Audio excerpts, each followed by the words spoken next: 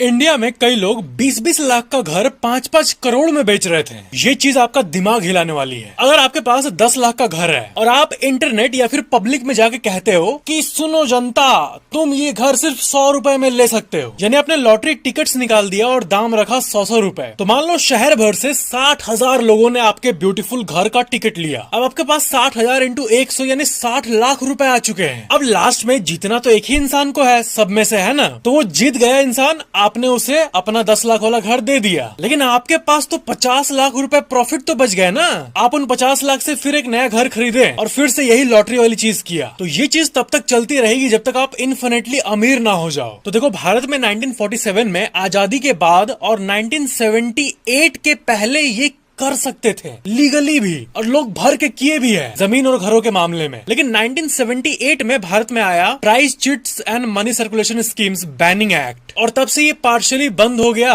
लेकिन तब भी कई लूप होल्स थे इस लॉ में जिसे लोग फिर भी करते थे। फिर हमारे संसद में पास हुआ द लॉटरीज रेगुलेशन एक्ट 1998 में, और इसके तहत कोई भी प्राइवेट इंसान लॉटरी बना ही नहीं सकता। लॉटरी कंपनी सिर्फ सरकार की ही हो सकती है। अब जब ये कानून आया तो ये चीज पूरी तरह से बंद हो गई। यानी हाँ, इसका मतलब ये कि अब आप अपना घर लॉटरी सिस्टम से नहीं बेच सकते। जितने का घर बेचोगे उससे 10 गुना ज्यादा आपके ऊपर पेनाल्टी लग जाएगा। ऐसा होता तो हर कोई अपना यही कर रहा होता। मेरे पास तो प्रॉपर्टी है और ऑडियंस है, तो मैं सबको को चांस दे देता कि आप लोग 100 रुपए का टिकट खरीदो, अगर नाम आ गया तो आप इतने लाख का घर जीत लोगे। तो ये कितने आसान मनी होता। लेकिन नहीं, इसलिए कहा जाता है कि हर एक चीज को सोचकर उसका लॉ होना जरूरी है, कानून। इसलिए अब लॉटरी वाला सेल आप कहीं भी सुनते नहीं हो।